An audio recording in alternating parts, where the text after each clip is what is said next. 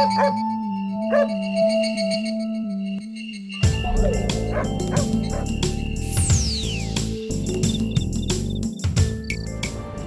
অনেক অনেক প্রীতি, অনেক অনেক শুভেচ্ছা। রাত বিরাতে আজকে আমাদের যিনি অতিথি, একটু পরে বলছি তার নাম, তিনি এখনও অভিনয় করেন, রেডিওতে অভিনয় করেন, টেলিভিশনে অভিনয় করেন,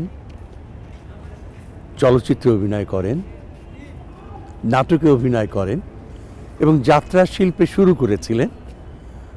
আমি জানি না এখনও করেন কি না।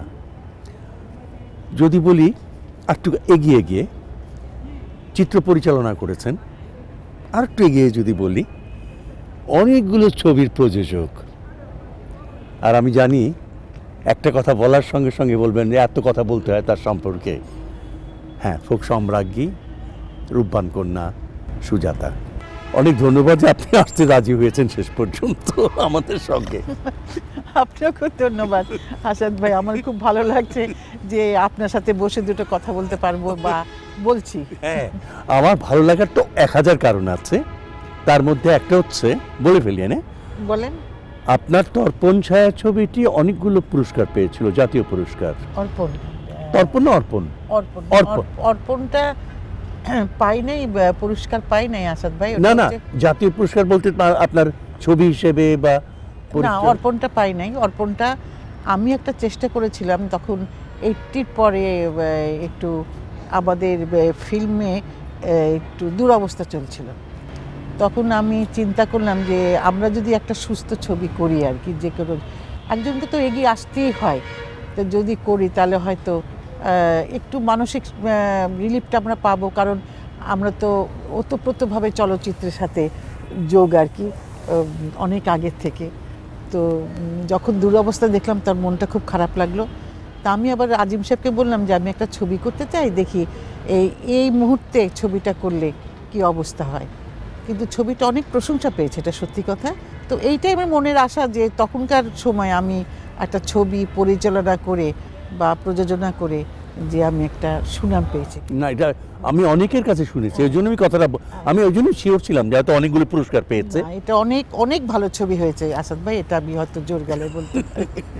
বাংলাদেশের চলচ্চিত্র যদি সুস্থ ধারায় চলতো, বাংলাদেশের দর্শকদের মতামত যদি বিভিন্ন পুরস্কার, জাতীয় পুরস্কার কি অন্য ধরনের পুরস্কারে মতামতকে যদি প্রতিফলন আমরা দেখতে পেতাম, তাহলে এদেশের স্বল্প আয়ের মানুষগুলোকে, কৃষক, শ্রমিক, জেলে মজুর, তাদের অসম্ভব প্রিয় প্রিয় শিল্পী হচ্ছেন সুজাতা।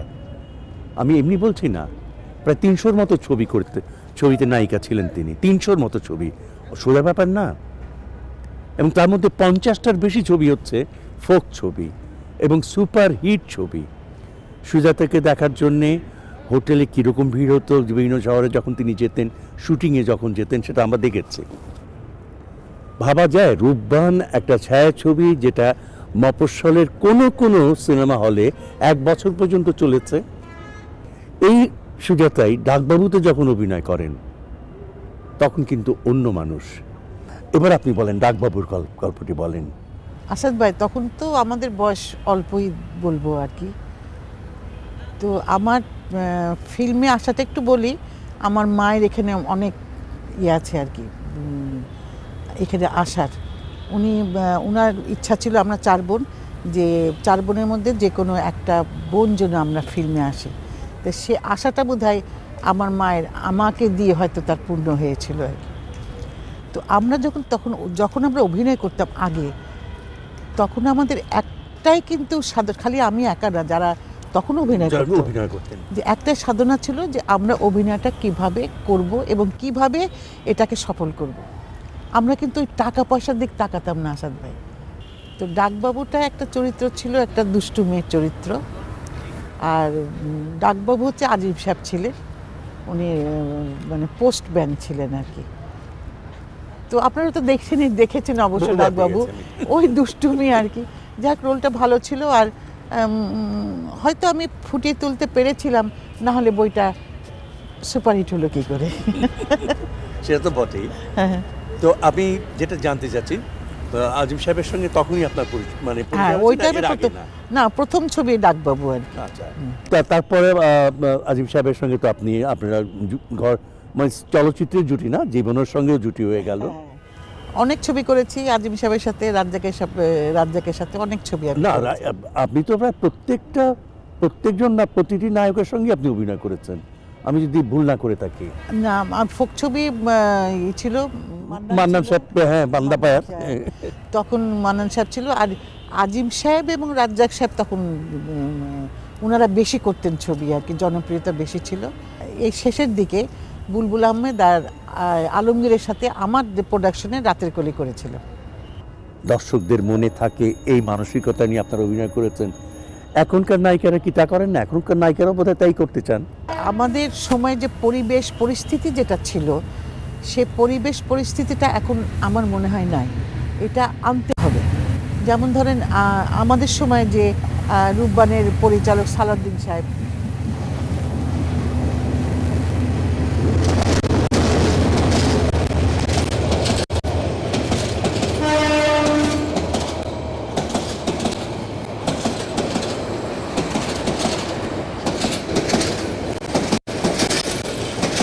তখনকার পরিচালকরা যেমন চিত্রনাট্য বলেন সব কিছু নিয়ে একটা গবেষণা করত, সেটা এখন এটা কিন্তু অভাব।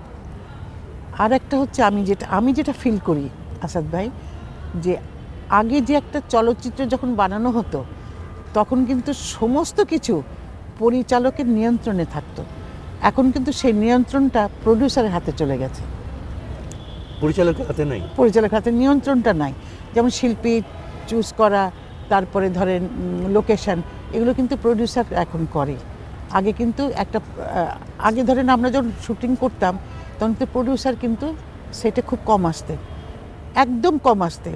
যখন প্রডিউসার আসতো তখন কিন্তু আমাদের বলা হতো আজকে কিন্তু প্রডিউসার আসবে, তোমরা কিন্তু মানে একটা মনে হতো যে মানে একটা প্রিন্সিপাল আসবে, এরকম ভাব ছিল আর কি। কিন্তু এখন সে ভাবটা নাই, এখন হচ্ছে সমস্ত কিছু একটা প্রডিউসারের হাতে চলে গেছে। সেটা আমার মনে হয় এটা ফিল্মের জন্য খুব সুখকর নয়। আচ্ছা। তো একটা আগে যেমন সালাউদ্দিন সাহেব ছিলেন একজন প্রফেসর, আতা ভাই ছিলেন একজন প্রফেসর, কামাল আহমেদ ছিলেন একজন প্রফেসর। তা একটা প্রফেসরের বুদ্ধি নিয়ে যদি একটা ছবি হয় সেটা কত উন্নত হতে পারে, আর এমনি নর্মাল একটা মানুষ যদি করে সেটা কি পর্যায়ে যেতে পারে, এটা তো আপনারাই বুঝতে পারছেন। তো আমার মনে হয় যে এখন যেসব, আমি সব পরিচালকের কথা বলবো না, কিছু কিছু পরিচালক তো অবশ্যই ভালো আছে, কিন্তু আমার মনে হয় চিত্রনাট্যটাকে যদি সময় পরিচালকরা একটু গবেষণা করে, একটু মন দিয়ে, একটু দীর্ঘদিন ধরে যদি এটা কাটাছিড়া করে, তাহলে আমার মনে হয় যে সুদিন আমাদের ফিরে আসবে। যেমন আগে আমরা যখন করেছি, আমি কিন্তু কবরী যেগুলো করেছি এগুলো কিন্তু আমি পারতাম, কিন্তু আমাকে নাই কেন, কবরীকে দিয়ে সেটা হবে, কবরীকে নিয়েছে। আর আমারটা কিন্তু কবরী পারতো, কিন্তু কবরীকে নাই কেন, এটা সুজাতাকে নিতে হবে, এটা সুজাতা পারবে। এই মনোভাবটা যখন আমাদের মধ্যে আসবে, যে তখন আমার মনে হয় যে আমরা ভালো পথেই চলবো। আচ্ছা, আমরা আরও অনেক কথা শুনবো, বিশেষ করে আপনার প্রযোজনার কথা শুনবো, আপনার অভিনীত যেটা চরিত্র নিয়ে আমরা কথা বলবো, একটু পরে কথা বলবো।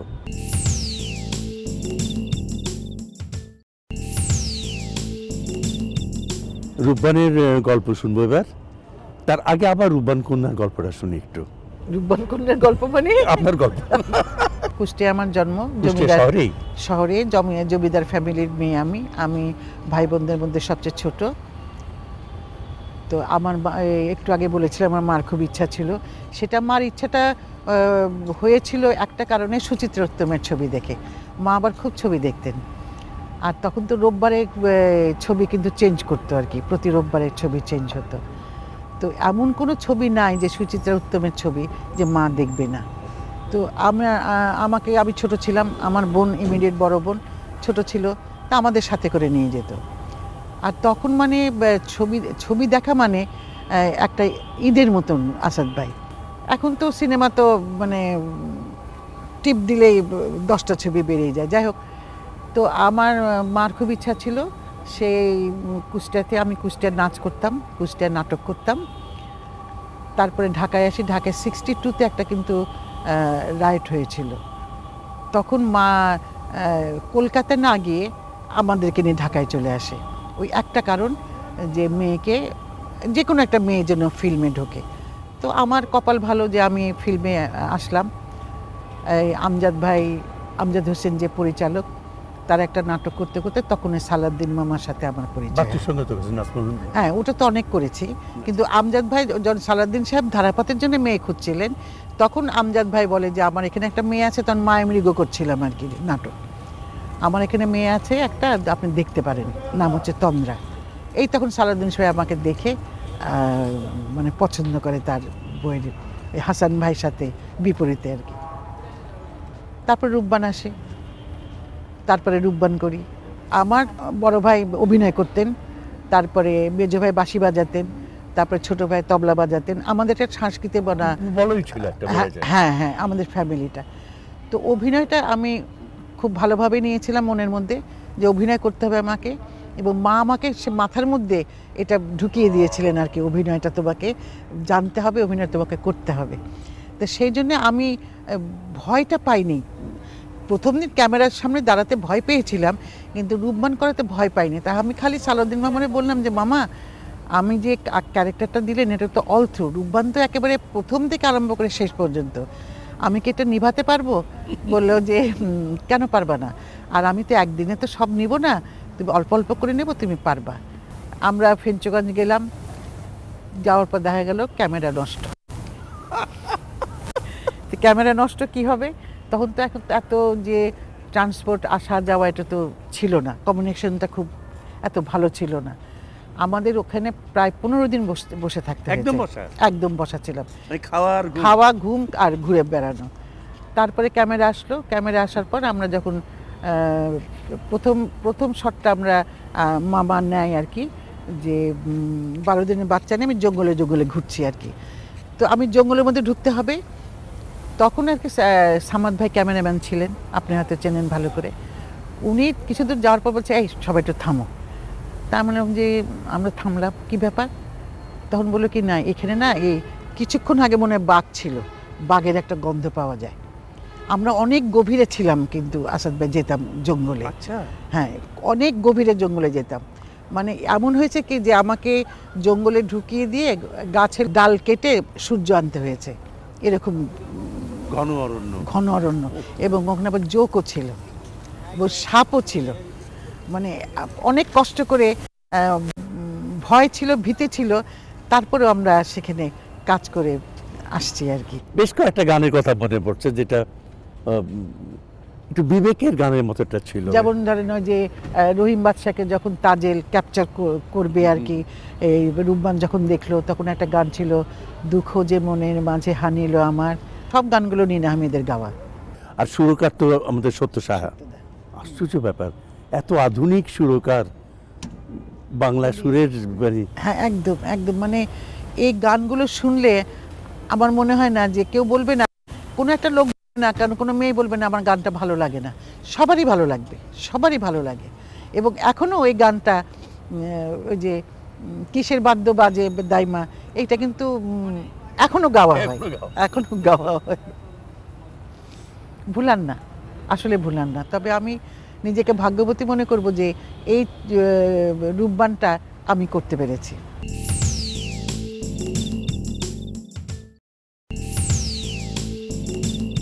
অভিনয় যখন করছিলেন তখন এটাও মনে হয়েছিল নিশ্চয়ই যে আমরা কেন প্রযোজনায় যাই না, এটা যেহেতু নায়ক নায়িকার জন্য আলাদা করে পয়সা দিতে হবে না, আমরা তো আছি, কর্তাগিন্নি তো আছেই। না, এটা হচ্ছে কি যে অনেকেই আজিম সাহেব যে বন্ধু বান্ধব ছিল বলো যে যখন তোরা হিরোইন যখন ঘরেই, তো তোরা একটা বই, কতদের প্রবলেম হবে না শিডিউল টিডিউল নিয়ে। তো আজিম সাহেব মনে একটা আশা ছিল যে সে প্রোডাকশন করবে। তা আমাদের প্রোডাকশনের নাম ছিল আসাদ ভাই যে সুজাতা প্রোডাকশন, দীপালি, হ্যাঁ, সুফল কথাচিত্র, হ্যাঁ, দীপালি কথাচিত্র। আচ্ছা, এই কোন দিকে কোনটা থেকে কি কোনটা শুটিং বই হয়েছে আমি ঠিক বলতে পারবো না। আমরা প্রায় ধরেন প্রতিনিধি, মনে আছে কিনা আপনার, সবাই বলো মা, তারপরে তুমি তুমি বড় ভাগ্যবতী গানটা, ওটা প্রতিনিধির গান ছিল, এটা প্রতিনিধির গান ছিল। ওটা মিউজিক ডাইরেক্টর কে ছিলেন? সত্যদা। ওইখানে ওই গানে যে তুমি তুমি বড় ভাগ্যবতীর মধ্যে আমি আর রোজিয়াপা গানটা গেয়েছি। রোজিয়াপার ভয়েসটা দিয়েছিল রুনা লায়লা, আমার ভয়েসটা দিয়েছিল সাবিনা ইয়াসমিন। তখন কিন্তু রুনা লায়লা, সাবিনা ইয়াসমিন কিন্তু একসাথে গান করতো না। তখন সত্যদা বললো যে এই দুটো ভয়েস কাকে নেওয়া যায়। তো আজিম সাহেব বললো যে কাকে বলো তুমি দাদা। বললো যে খুব ভালো হয় সাবিনা ইয়াসমিন একটা, রুনা লায়লা একটা, কিন্তু এটা সম্ভব না। বলে কেন সম্ভব না? বললো যে ওরা তো একসাথে করবেন না, গান করবে না। তো আজিম সাহেব বললো যে আমি করাবো, তুমি করো, ঠিকঠাক করো, আমি করাবো রুনা লায়লা সাবিনা ইয়াসমিনকে দিয়ে একসাথে গান। এবং সে করিয়েছিল দুজনকে একসাথে এনে। তখন কিন্তু আলাদা মিউজিক আলাদা গান হতো না, কিন্তু একসাথে মিউজিক এবং গান হতো। সাবিনা ইয়াসমিন রুনা লায়লা একসাথে, মানে দুটো মাইক হতে পারে কিন্তু একই জায়গায় তারা গান করেছিল। তারপরে চেনা অচেনা করেছিলাম। চেনা অচেনার কথা জিজ্ঞেস করতে যাচ্ছিলাম। এটা আপনাদের প্রথম ছবি, প্রথম প্রোডাকশনের প্রথম। তারপর টাকার খেলা। নায়ক আপনারা দুজনেই? আমরা দুজনে ছিলাম। এবার আপনি বলুন, অর্পণ নিয়ে বলেন। আপনি অর্পণ করলেন এবং অর্পণ দর্শকদের প্রিয়তা অর্জন করলো, অন্তত বোদ্ধা দর্শকদের পছন্দ হয়েছিল। ছেড়ে দিলেন কেন? তারপরে ছেড়ে দিলাম, আমার তো বিয়ের 10 বছর পর বাচ্চা হয় আর কি।